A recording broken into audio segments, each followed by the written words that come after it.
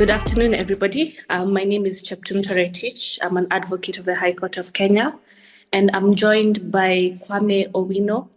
He describes himself as a public intellectual and a policy analyst. He's an economist by profession, and he's joined with us on this episode of Sera na Sauti, a podcast featuring conversations with those who shape and chronicle society.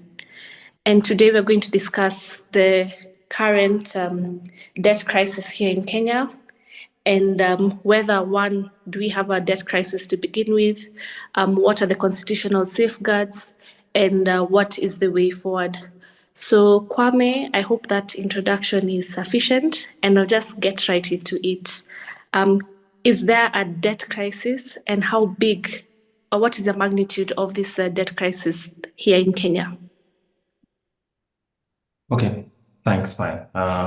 You're too generous. I've now defined myself as a public intellectual, but I work for a think tank, the Institute of Economic Affairs, and our work requires us to conduct research, conduct public education on the most critical factors affecting Kenya's economic progress, and to have conversations such as this with Kenyans, but also with people who make decisions within government, with the ultimate view of expanding prosperity for Kenyans, but also for creating effective government in doing its core roles. So that's the background. Now, the question you ask is there a debt problem for Kenya? I think Kenya's had a debt problem close now to maybe 7 or 8 years. And by that I mean that the single largest claim on public resources right now goes to paying debt, both the principal amounts and the interest on that debt. So for instance, we are speaking today on Thursday afternoon on the 12th of June 2025, and the traditional budget speech is going to be made by the Cabinet Secretary in Parliament this afternoon, and we'll be presenting a budget which is about 5 trillion shillings. Government expects to collect from revenues about 3 trillion, and the payments for debt, which is 1 trillion, close to slightly higher than 1 trillion for interest on debts, and another 800 billion for redemption of the principal. So you're talking of raising revenues of about 3 trillion, right? 2 trillion of that is going to paying debt. Then, of course, government has to borrow almost an equivalent amount, because government will be borrowing about 1.6 trillion or thereabouts, to be able to balance the budgets and to keep things running. So the government, if you talk about it, the first thing the government does is actually paying debt. This has been like this for a while. So let's go back to 2015, when this thing first came to our focus at the Institute of Economic Affairs. In 2014, when a new administration came in after elections, for every 100 shillings of government revenue, 22 was being used to pay debt. Today, as I've told you, it's close to 60. So yes, we have a debt problem. So that is the single biggest claim on public revenues in Kenya today. Leave alone the other questions about the technical side, which is the debt sustainability analysis conducted by the World Bank together with the IMF, some of which we've replicated at the IEA, is telling us that yes, debt payments, whenever big payments of debt come in, like last year before June, the big Euro bonds and all the others, then there's significant stress, both on the economic side, but also politically. So I think those should persuade somebody who's doubting, but certainly Kenya does have a debt problem. I like that you mentioned 2013, 2014, especially when we got the new Uhuru and Ruto administration. And the big question is, what has this debt been used for? Because debt in itself is not a bad thing, but what was done with this money that was borrowed? Okay. I don't know that debt is not a bad thing. Yes, okay, that's true. I mean, if you take the scholastic view, especially very religious views that people should live entirely within their means, then that's perhaps true. But I think we'll have a segue later into the Constitution, and the Constitution has certain articles which talks about basically the first in chapter 12 of the Kenya's Constitution It talks about balancing burdens between future and present generations, a fair tax burden, which should also be shared, suggesting to us that the Constitution, and especially the chapter on public finance, I know we'll speak about it later, Yes. does not give us that much leeway to say that debt is not a bad thing.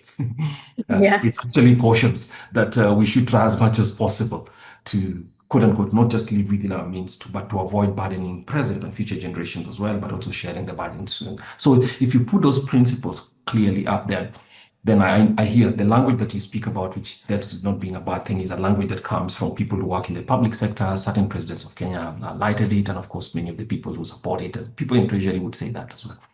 But yes, Biden. Now let's look at what was spent on it. I think many things. Government cash is fungible in the sense that if government borrows money, even if we are told that, look, there's a budget plan and an expenditure plan, government spends money on a whole many things from paying salaries, educating kids, or trying to pay for education, public health services, and all the other things. But the major things that have been used and that were used to justify the big fiscal expansion, which is when government started to borrow a lot of money, starting about 2014, 2015, and has been continuing since, has been the belief that spending on infrastructure based on what was called the Vision 2030, which is a huge expectation that infrastructure spending would be expanded, is partly what contributed to that. So that's one. If you look at the Auditor General's report, there's also been quite a lot of wastage in many things, not just in the expenditure side. Government is paying people who actually do not even work for government. Oh, that same guy is working in 6 different offices and stuff like that, that kind of thing. So it's a whole things of things. So this debt situation and its expansion is telling us two things. It's telling us about a general dysfunction in public sector finances.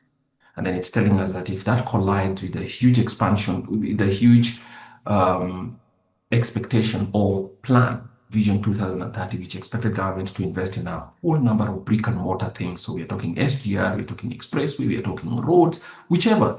And people think it's the SGR alone.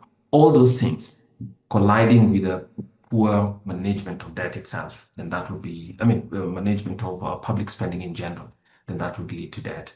And of course, we all know some of that money was also squirreled away into certain accounts outside, be they Dubai, around the region, and stuff like that. So really, really clear that it's a representation of the fact that there's a lot of leakage. And of course, the infrastructure is not only that. The government of Kenya spent on behalf of Parliament and new parliamentary premises for Parliament. I have no problem with members of Parliament having a gym and a sauna if they choose, but I have a problem with them spending 16 billion on a building for which 5 billion would be sufficient. So that's how you get that, you see that. So it's a whole lot of things, from leaking cash, bad expenditure choices. On the other side, infrastructure that might have been expected, but it is spent at huge amounts. So the premium has been high, corruption, it's a whole mix of things. Yeah. True. And I also agree with you that there have been a lot of white elephant projects. And perhaps I can direct the listeners to the IEA website, where you have listed some of these white elephant projects in detail. And I think this would be a good segue to look into the constitutional provisions with regards to public finance. And if the framers of the 2010 Constitution envisaged and they predicted that our leaders would use debt in a bad way. And that's why we have Chapter 12 of the Constitution on public finance. And perhaps, Kwame, in a simple way, because I'm a lawyer, you're an economist, perhaps in a simple way, can we just describe the ways in which the Constitution safeguards the people of Kenya against imprudent use of our finances in generally? Yeah. So let's start with this. There's a very peculiar thing in Kenya's constitution, and I urge Kenyans this year in August, we'll be celebrating 15 years of our constitution. And in my view, it's a journey in which we've done very well. even if not all the expectations of the Constitution have been achieved, mostly being disappointed by government behavior. But on the whole, I think the Constitution was a good compact between us, and we should continue to be proud of what was accomplished in 2010. But so you've asked a peculiar question. Now, Chapter 12 of Kenya's Constitution is one of the most peculiar or one of the most interesting chapters in the Kenya Constitution because it is titled Public Finance.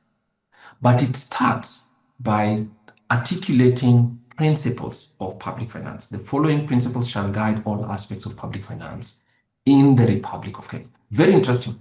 So in addition to talking about all those other principles establishing the which appear in in every chapter of the Constitution, or rather in chapter 1 of the Constitution and Article 1 declaring sovereignty, it then says that in addition to all those other things, the principles of public sector management, this chapter then establishes, said, all constitutional order is important, but in addition to that, when you are dealing with public money, these principles apply. And some of those principles basically openness, transparency, balancing of liabilities between present and future generations, fair taxation, fair taxation, fair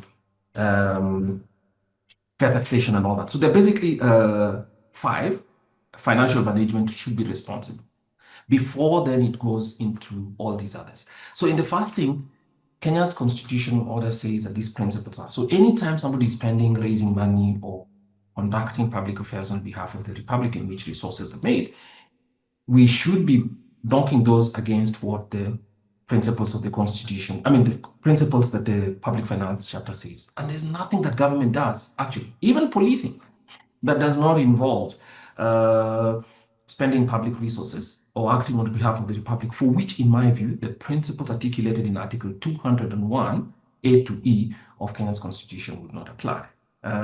So that's a very, very interesting thing. So this chapter, in my view, it's not just special because we at the Institute of Economic Affairs do this. It is special in and of itself. Because if you look at the chapter, say, for instance, that deals with the judiciary, it simply says judicial authority comes from the people. It does not say, in addition, says that these are the principles for which the judiciary should be. It's very peculiar. So that's one. And then it goes into 6 parts. So the first part is basically principles. The second part talks about other funds, which might be established and which exist in Kenya. The third part talks about revenue-raising powers, which are all vested with Parliament. So there's no chance for anybody to raise revenues outside Parliament. And the reason Parliament is important is because Parliament are elected representatives of the people. They reflect the diversity of the country to the extent that geographically they come from different places, representing different populations. And then there's a fourth part of the deals with the revenue allocation. Our revenue is allocated between national government and county governments, and also the other arms of government. And then it talks about specifically the format for budgets and public spending. And then it ends with the controls of public money, the Auditor General's office, the controller of budget and all that. So it's a very well-ordered chapter, to be honest. And if we stuck to it precisely, talking about those principles, we wouldn't be in the trouble in which we are today. We wouldn't. I can say that with confidence. So that Kenya is in the place where it is today, where we are struggling with the public debt payments, with revenues, is not a reflection of the fact that we did not have a competent infrastructure in terms of law and policy guidance, which would lead us here. It just means that every time the public sector, and especially Treasury, came up with a view to borrow more money, as is going to happen this afternoon, Parliament gave the authority. Parliament forgot that spending is anchored on taxes. So when you're authorizing an expenditure, you're authorizing future taxes to be levied on it.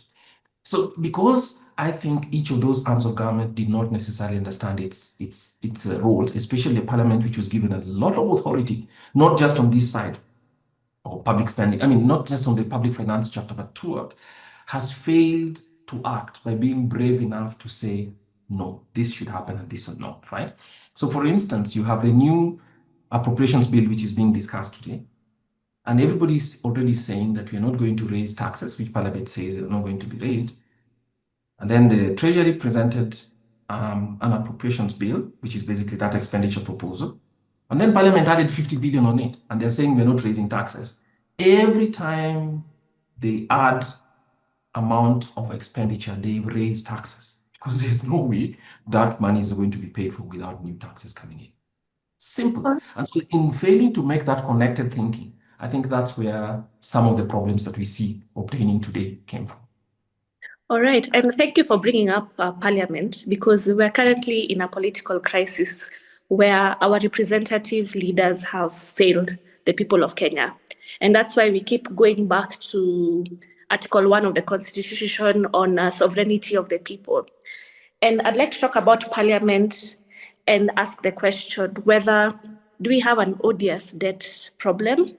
Because recently in April, Senator Busia filed a constitutional petition suing the then president of Kenya, 2013 to 2023, and various ministries and government officials, claiming that the debt that was taken without the approval of the people, in summary, generally.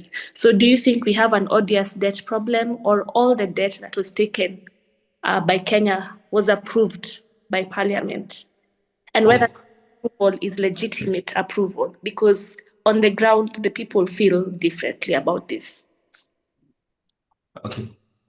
So let's please help me. The definition of odious debt is actually a legal definition. So let me remind those who are listening, audience. Remember that debts that the government of Kenya, according to the Constitution, and we've mentioned chapter 12 in passing, but one of the things, every time government is borrowing money on behalf of the Republic, it is not borrowing its money. It's not Mr. Badi's money. It has never been Mr. Rotich's money. It was never Professor Ndung's money, or even the president's money, even though sometimes they speak as if it's their money. It isn't.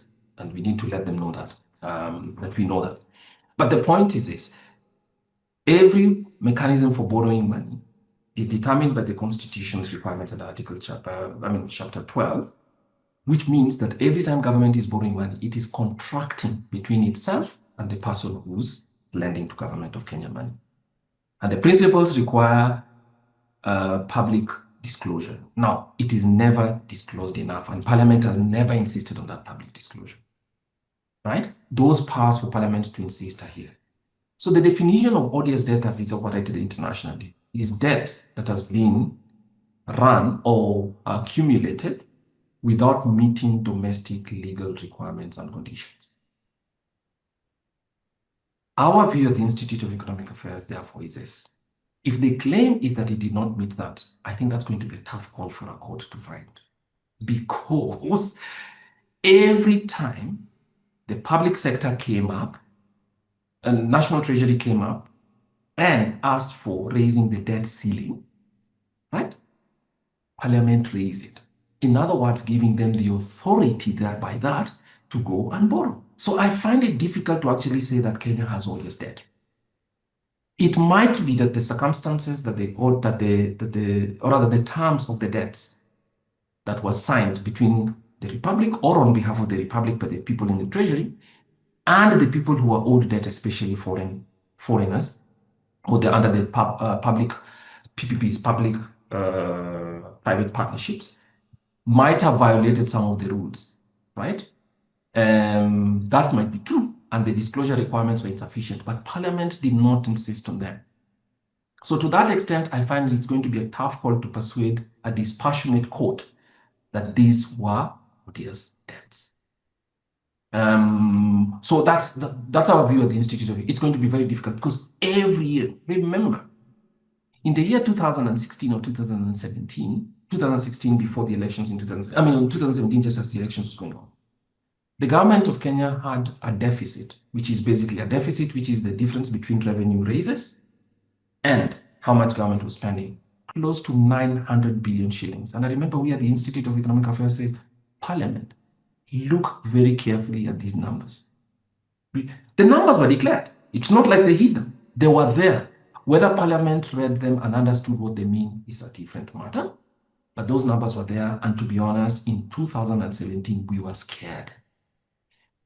So I am not going to, and then again, let me say, I haven't looked carefully at the claim, but I'm talking about what the definition of odious debt is, has been accepted by global courts, and what we have in Kenya.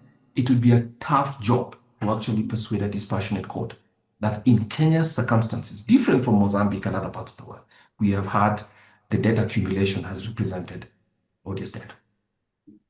And it's good that you've mentioned Mozambique. Perhaps you can briefly explain to the listeners the situation of odious debt in Mozambique.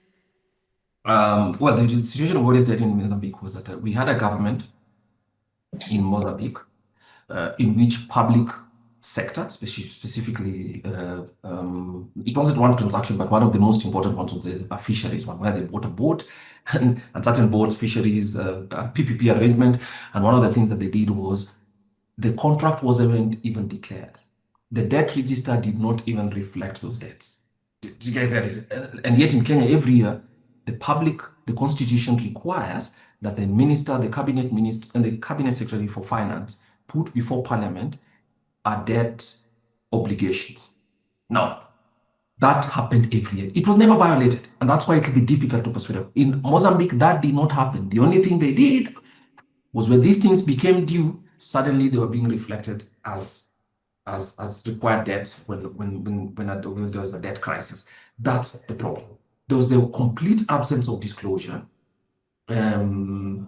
violating rules of even basic disclosure. Here, the Treasury would tell Parliament, look, well, we at the Institute of Economic Affairs would sometimes hear from some people who are studying Kenya in Europe that, look, there's a brochure where the Treasury is seeking, say, $2 billion on Eurobond 2 or Eurobond 3.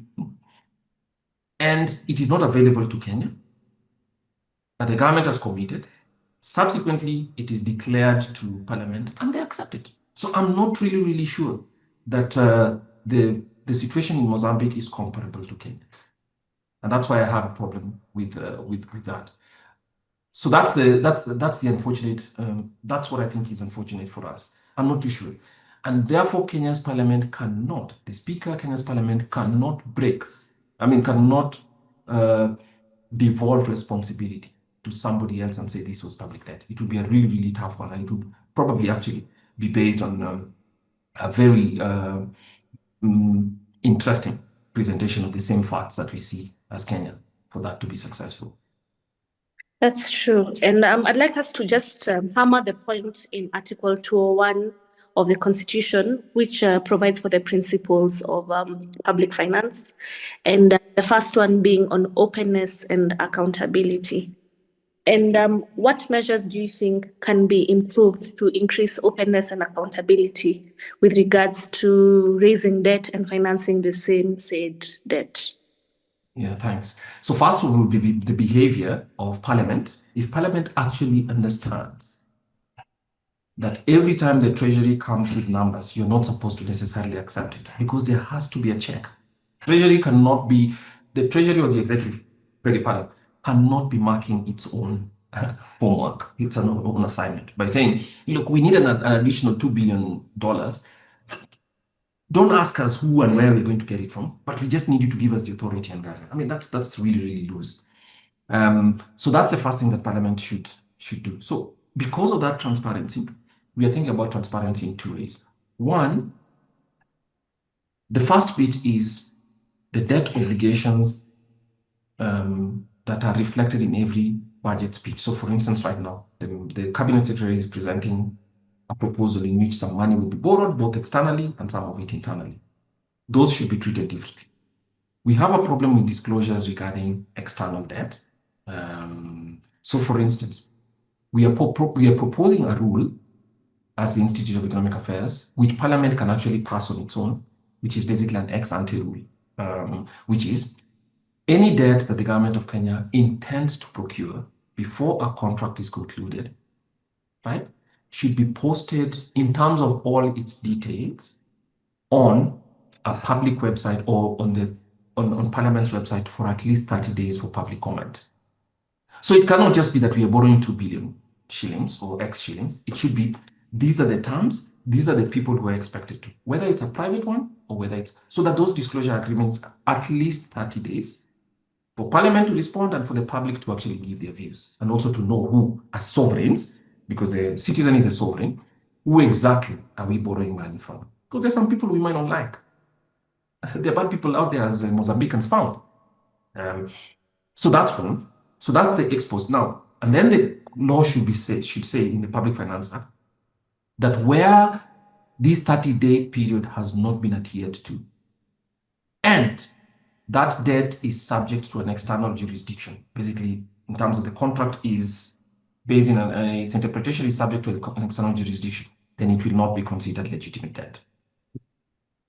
Those two rules will be important to let somebody who's lending to the Republic of Kenya to actually ask, has the due diligence, to conduct the due diligence to understand whether the notification that ex post, right? I mean, ex ante, right, has been made. The ex ante notification has been made. So that's the first one. The ex post notification is the one that we seek, and we also know that the Treasury, or rather the legislature, is permitted, or rather, let me say Parliament, both arms are permitted to actually determine the form and content in which the budget is made. It's available in the Constitution itself. So under this budget rules, right? So in that way, one of the ways they should do that is to ask at the end of every year when the sums are being presented by saying, look, this is the total quantum of debt. They should be classified in terms of which ones were notified ex ante, ex ante for the foreign ones. And then the second one is to say that because this is the amount that was the new debt owed to X and Y, this is what we had at the end of last year, and this is what we netted off by paying off. The real debt position this year is this, so that we have a record of what the transition in the public debt is, what we at the IAA call the debt register. Those two rules will help, and they will be actually in adherence to Article 201A, which you have just read to the audience, to the listeners, as we started. Thanks. That's a good, in my opinion, I think those are good solutions. And I'd like to quote one of your Twitter posts where you that the public debt crisis in Kenya is like a sword looming over the executive. I'm just paraphrasing.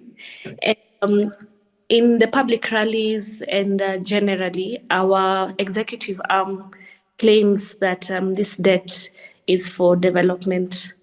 And we are having like two sides of the coin in terms of Kenyans saying, let's not take any more debt, let's live within our means. And that comes with some consequences where development in areas such as education and health is being spent. And there are some people who argue that I don't want to quote them, but they say that if we don't raise your taxes or if we don't get debt to finance these programs, it's not sustainable anymore. We're not living in a utopia where money falls from trees.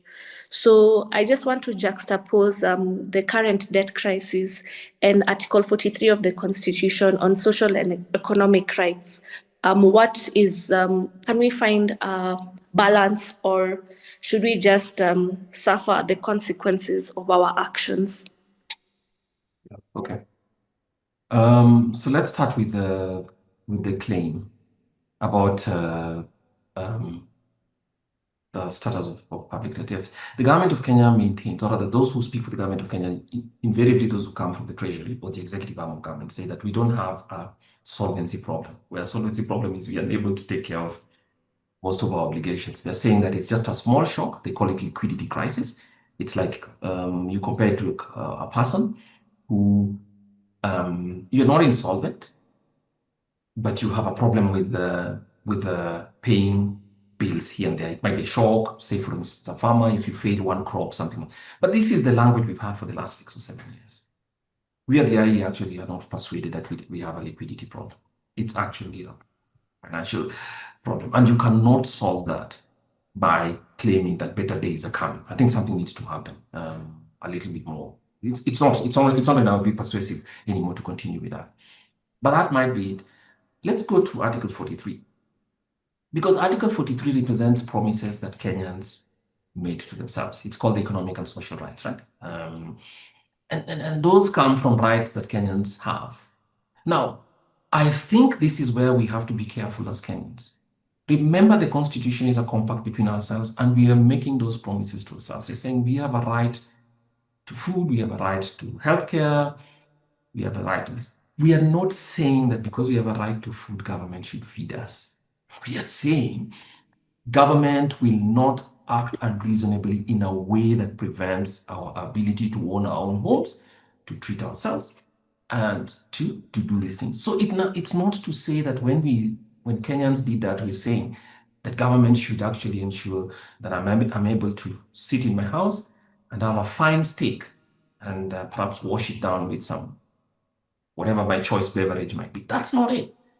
But when people have spent money badly, and especially this administration, they start to say what I call fiscal nonsense, such as Kenyans have economic rights and we are trying to feed those economic rights. They're trying to put us in a situation. It is not true. I mean, it is not true. So the Constitution was not saying that we are empowering government to do this, even if we might choose by Parliament passing a law to say that we should all go for education and all that stuff, right? Those rights are then covered under public expenditure.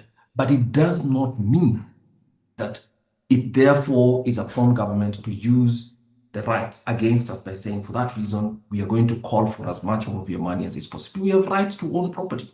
And if government is going to take my last coin in order to build a house, I'm not too sure that's a good trade-off. So that's the first thing we must use. So that is not necessarily true. Because then that would take out of government that inability to adhere to Article 201, right, which we're talking about the principles. It says the public finance system shall promote an equitable society, and in particular, the burden of taxation shall be shared equally, right? And the taxes should be fair. So if you're going to say that the burden of taxation shall be shared equally, what that means is we accept that, look, this should be spread out. But if you're not going to take, we're not taking that to mean that government owes us, even if, I mean, that it's important for us to understand why somebody in government would say that. They want to say that to justify raising taxes or silencing people who say that we actually think that the government is displacing too many people or doing that or doing those things. So there are essential things the government needs to do. But the economic and social rights chapter was not drafted in there, and its reading as government reads it is something that I disagree with. That meaning that therefore they can claim any money or any of our properties under the guise that we are providing public sector. I mean, we are providing the economics and social rights. So that's the point. Now, what does that mean? I think Kenyans have the right to property. Part of that right to property means that the Constitution itself also provides the right that Parliament may not pass a law that deprives unnecessarily a person of their own property. And that's why the principles of that's 5 principles are important. So it means that there's a level of taxation that the Constitution of Kenya does not contemplate. There is, or unreasonable appropriation of our property under the guise of Article 43. So I think that's a pushback that we actually need to be. But government needs to the extent that is possible, not to provide impediments to us to be able to actually enjoy those rights that the Constitution guarantees to its citizens. I mean, to citizens as our own promise to ourselves. I think that the government of Kenya has sufficient resources, or rather collects sufficient resources to provide the most basic needs. So, for instance, school providing education for Kenyan children and providing health services and all that are things that the government would, if it did not go around trying to buy every stadium that exists. So, for instance, let me say this with respect. I see the government has dedicated quite huge sums of money. So let me talk of Sera, and because of the delicateness of some of these things, let me talk about Sera and Homa Bay. Now, 2 weeks ago, we celebrated Madaraka Day in Homa Bay. 800 million shillings was used to establish a stadium. Fine, it looks nice and posh. But guys, if you look at the hospitals in those places, and I have, you can ask yourself whether the priority is to build a stadium which is covered probably one march every Friday, every weekend, even less, is the priority for people of Homa Bay. It is not. If you look at the hospitals and if you look at the malaria prevalence rates in that region, it is not. People of Sierra are also being excited, saying that, look, we're going to build another stadium in Sierra County under one person's name or the other. I can tell you again, if you look at schools or other services in those places, like in every part of the republic, I can tell you, even in Nairobi, you can see where schools are. In Nairobi, there are schools where people are used to saying that schools without walls are a rural area problem. No, you find them in Nairobi. And if anybody is asking for that, I can send them a picture. I've taken some myself in Nairobi. So don't be lied to that you have to go all the way to Sierra to find poor schools and poor roads. We'd be channeling stereotypes of poverty in this country, which are actually don't exist in the data. So what I'm trying to say is that if government prioritized properly, we at the Institute of Economic Affairs, and I like to say this because I'm not being flippant, we think that for 2.8 trillion, 3 trillion at the most, the government of Kenya could cover the most basic services in this country. I'm not saying at the US or UK or Japan level, but sufficiently for a country with citizens whose income is only 280,000 person, 280,000 shillings per person per year. That is possible.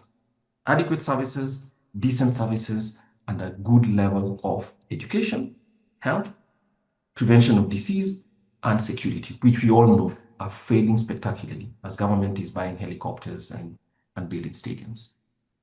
So the problem is not the amount of resources. The problem is the prioritization. And I think we're in agreement there. I'm flabbergasted by our government's obsession with luxury and vanity projects because they're telling us, like Marie Antoinette, to eat cake. And what we need is just basic bread. We need bread. And I think our listeners perhaps may think that you're a prophet of doom, you're a bearer of bad news. So perhaps we can go into a more optimistic segment where what is the way forward with regards to the debt crisis that we're in. And I had the chance to skim through one of your latest publications that you published a month ago. And there are three solutions that you proffered, and you really wanted us to go with one of them. And perhaps I'm not going to tell the audience what it is, but please tell us what are the possible solutions and what are the strengths and weaknesses of these solutions. Okay, so let me go back to this. Yes, I'm not a prophet. I'm certainly not one of doom. But let me say what my work is, and so that people can understand why we take some of the positions that we do and we work. Look, the IEA is an association. We are a think tank, and I work here with colleagues, and our work is to carry out research about what are the impediments to Kenya's welfare enhancements. Right? We are not a PR firm. The government has fantastic PR opportunities for the things that it does. So if anybody is trying to see what the big achievements of the Kenya Kwanza, the Jubilee government, the KANU government of the 1980s, and all the achievements we've made since 1960 are, we don't say that they don't exist, but that's not what our primary concerns are. Our primary concerns are this. We live in a country where I have personally met, I'm telling you this, I have personally met in the last 3 years alone, a person who was born in this country, right? Missed an opportunity for education. Because of that, missing that opportunity for education, worked in a certain quarry as well, close to some place in CIA, and damaged his eyes. There's a fact. I'm not making it up. There's a fact. And I know that it doesn't have to be like that. So that's one. The second is that truth is itself value-free. So you can't say there's good truth and bad truth. It's just truth. It's just truth. So all we are trying to say is, unless we can diagnose properly what our Kenyan's development problems are, it will be difficult for us to make progress or even to anchor ourselves against what's the best uh, possibility out there. So that's basically uh, that's just basically what our. So if you find my tone too doomed, treat it. I mean, as if you find my tone a bit too pessimistic, please consider it in terms of a person who's disappointed. Yes, I am with where Kenya is relative to its potential.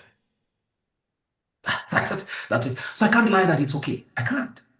And let me tell you why. Then I'll go to your question about the three options. The reason I say that is because 40% of the Kenyan population today lives below the poverty line. 40%. You can guess my age if I tell you that I am older than 74% of Kenyans. In other words, if you bring in 10 people in the room and you pick up the three oldest, I'll fall in that if you pick up randomly.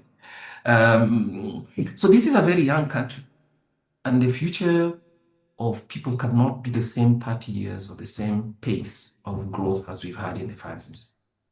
We must not lie to ourselves on the basis of spectacular highways mostly existing around Nairobi and fancy buildings by parliament and all that. Guys, Kenya is failing in its promises to its people at independence. We need to question and put people there to actually answer. If you're collecting for every 100 shillings of value, as economists measure, 26, 23, 24, 25 of it is spent by government. Do you see that? Do you see that?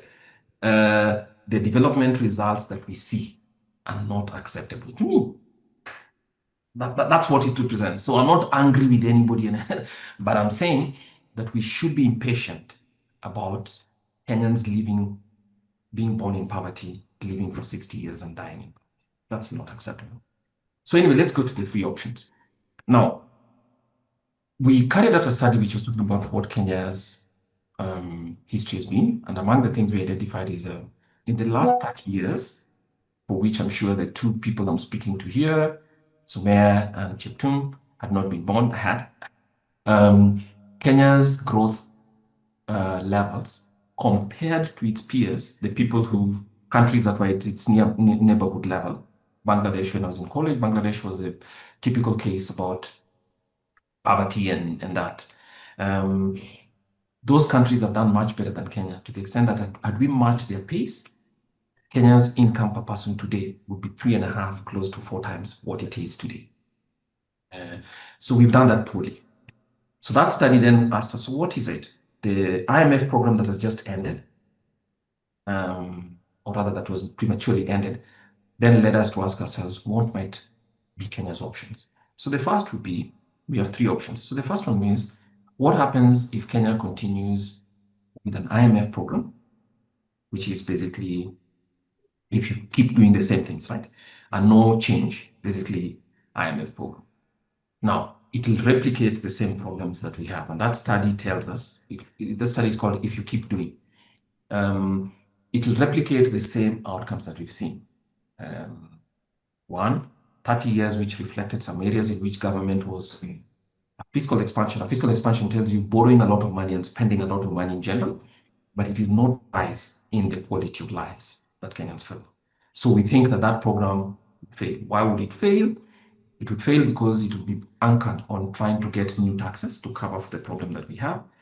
But if there's one thing you didn't ask me about, but the generational riots last year, 25th of June, and we hope it doesn't repeat itself this year, that you can tell a government that's always inkling to annoy its people.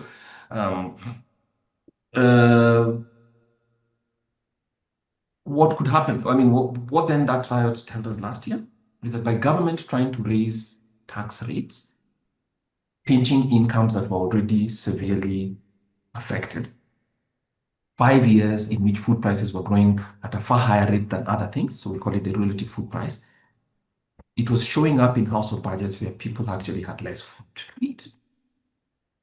So those changes out there were not because people had Twitter and had social media to organize and be. It was a political signal that we had reached the very top of how much taxation Kenyans are willing to take. That we call a political economy constraint.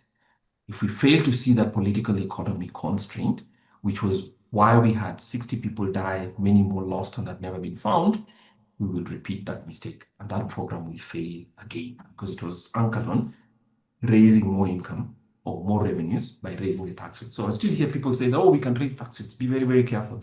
Last year's demonstrations were showing you that, look, we've reached the limit of how much taxes we want. And I hope Parliament took that very, very carefully through that finance bill. So that's the first point. It would fail. The second alternative would be for the government of Kenya to say, look, we abandon an IMF program, and thank God it will not happen because I heard yesterday the minister, I mean, the cabinet secretary has mentioned it before, for finance has mentioned it before, that we are seeking a second IMF program. The governor of the central bank also mentioned that they're seeking a government program in September of this year, there will be an IMF visit in town by the technical teams, then they'll try and hammer out a new arrangement. But if government chooses not to go that way and decides to go it alone, which is to go it alone, look, we'll settle it on our own, we'll go back to getting non-transparent loans from whoever will lend us, the Middle East. Remember, they've been throwing around names out here, and then hope that we can kick this ball into the future.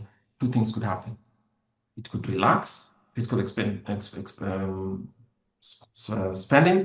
I mean, it could relax the constraints, and what it would do is to start spending a lot more, right, to try and cover for the public and to please people.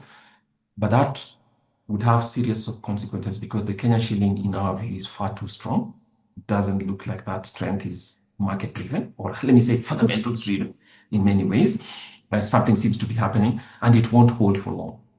So what that means is that after some time, markets will not trust the government of Kenya, debt will explode, and the Kenya shilling would have to depreciate quite a bit. Markets wouldn't, debts would explode, public spending, which would go up, but over time it would actually have to fall. And that sharp thing would bring us back where we are. Why? Because the second option that we're talking about that government will not be taking would be, it will not be able to, it will not fit markets. People would know this is a government that's struggling. It's only about time and before everything unravels again. So that's not a sustainable program. But the third one, which is a more hopeful one in our view, starts with the analysis that, look, as I told you, if government is raising revenues of 3.1, I mean 3.3 trillion revenues, basically, the obvious revenues before it talks about grants, and you're spending 1.9 close to 2 trillion of that paying debts, that's not a very sustainable position because it means it comes through the stuff that you've spoken about.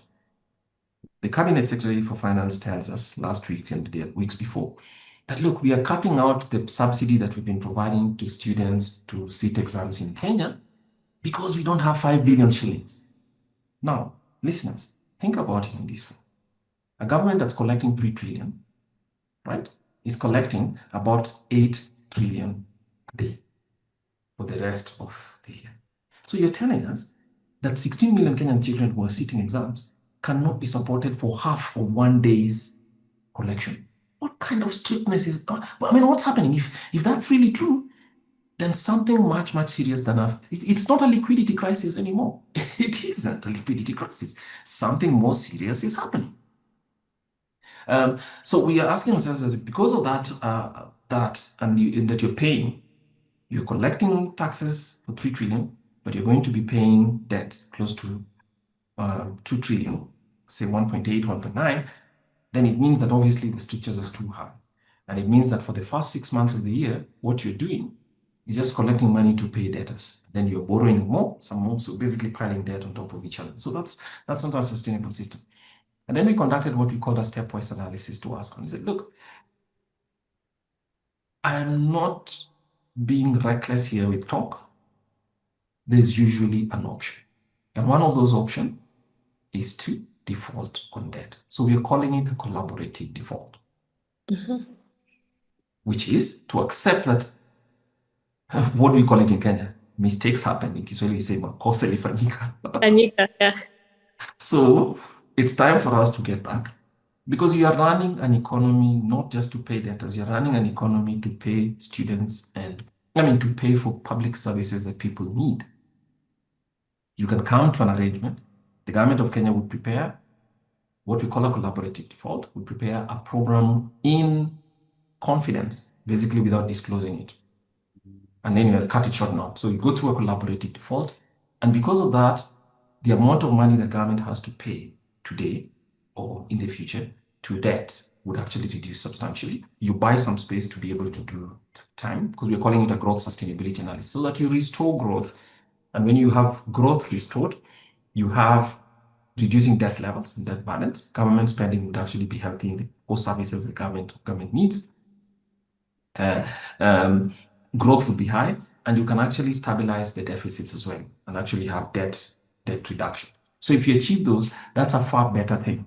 And it gets Kenya out of the strictures where basically public spending is about paying debt. Whatever happened to those early debts, as you asked Cheptum, it's telling us that it probably needs to be re-examined. But the truth is, we can't change the past. And if you're going to look to the future, one big opportunity that the government of Kenya has, and we're not saying it's easy, is to consider the possibility of a default, have a debt write-off, and on the basis of the new resources raised, you can energize economic performance by focusing on growth.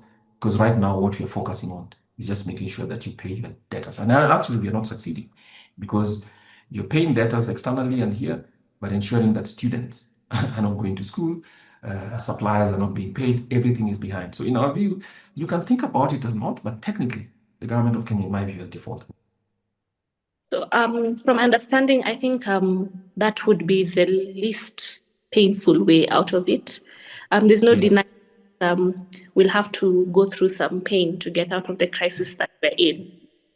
And there's something that I feel like you're avoiding, which is you claim that we do not have a liquidity issue. There's a more serious problem. And I want to interrogate what that more serious problem is. Is it a problem of moral decay in our executive and parliamentary arms? But could you coin the term of what that problem is? Because the protest that we saw last year was trying to address that problem.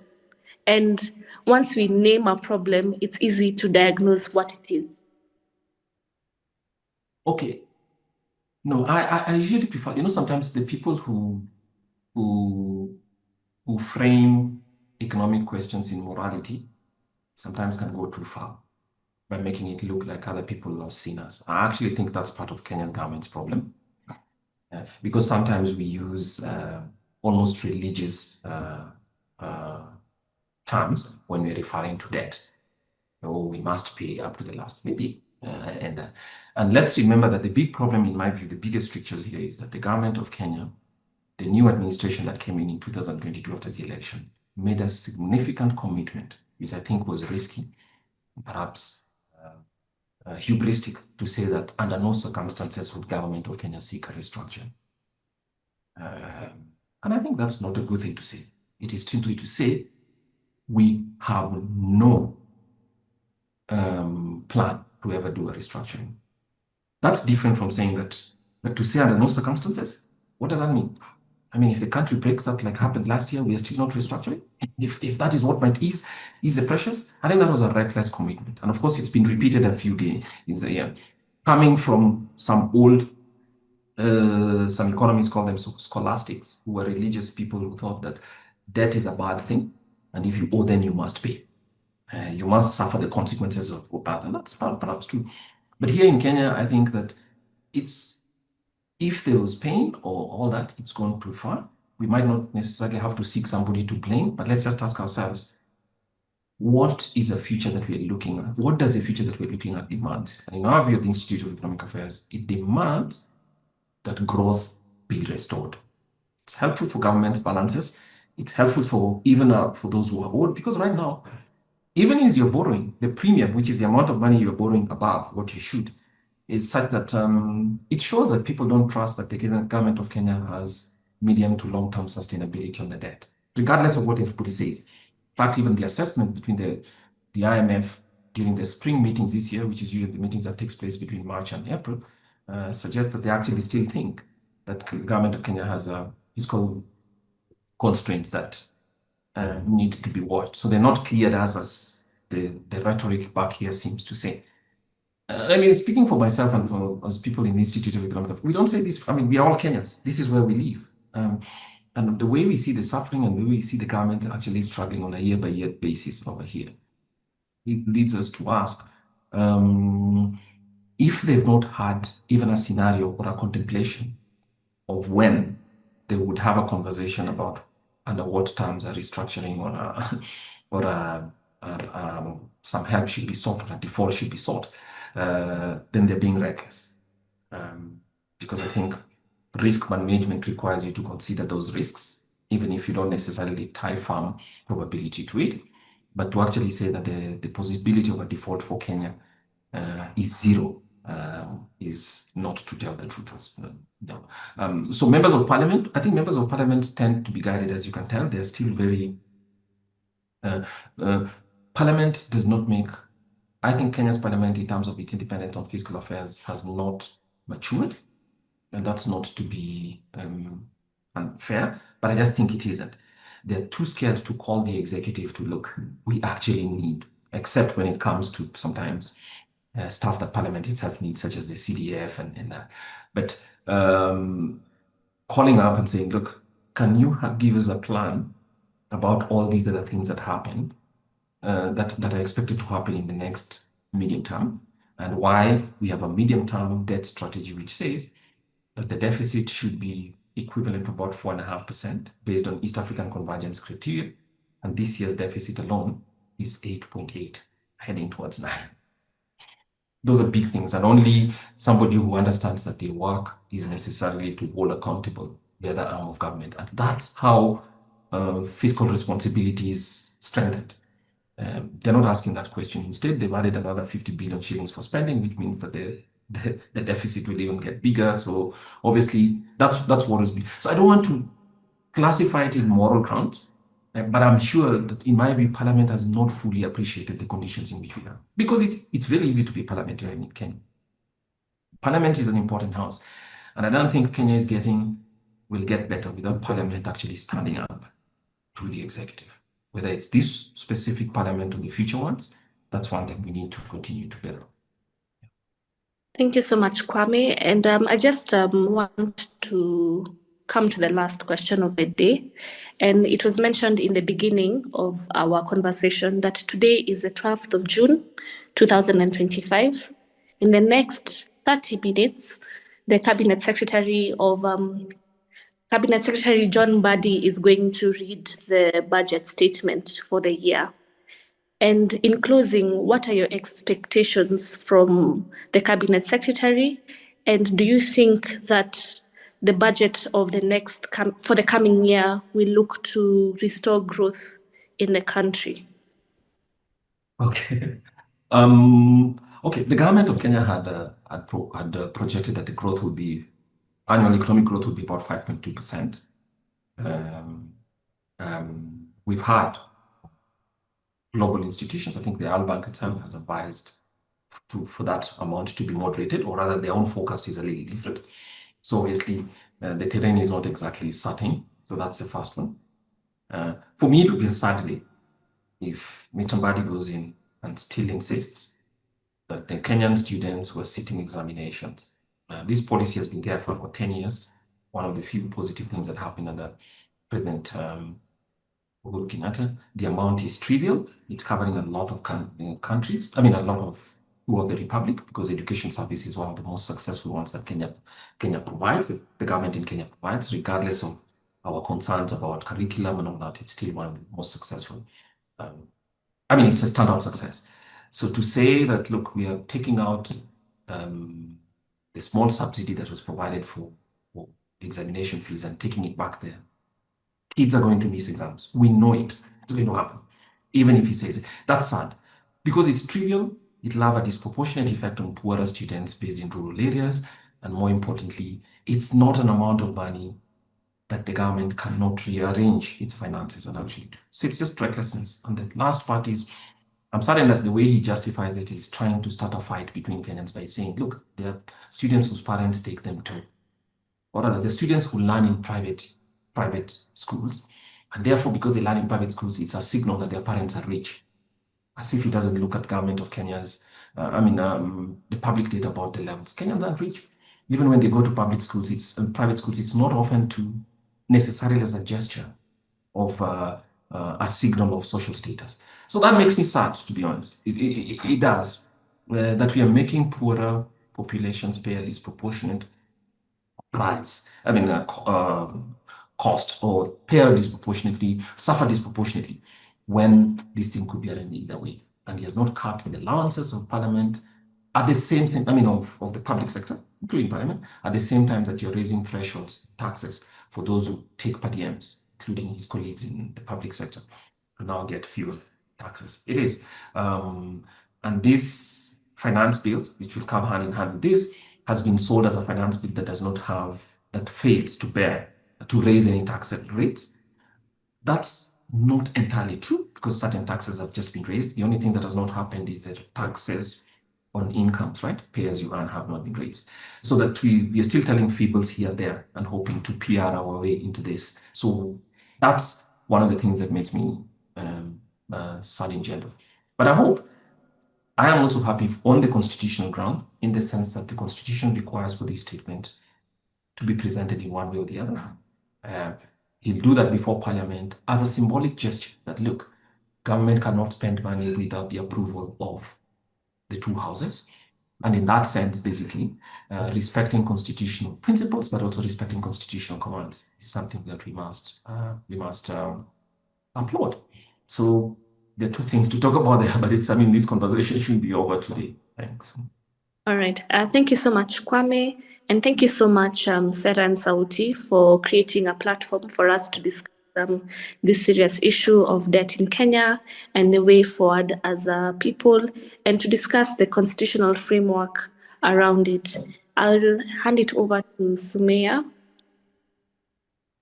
Thank you, Kwame and Cheptum, for the insightful conversation, as well as being generous with your time. We truly appreciate it. All right. Thanks.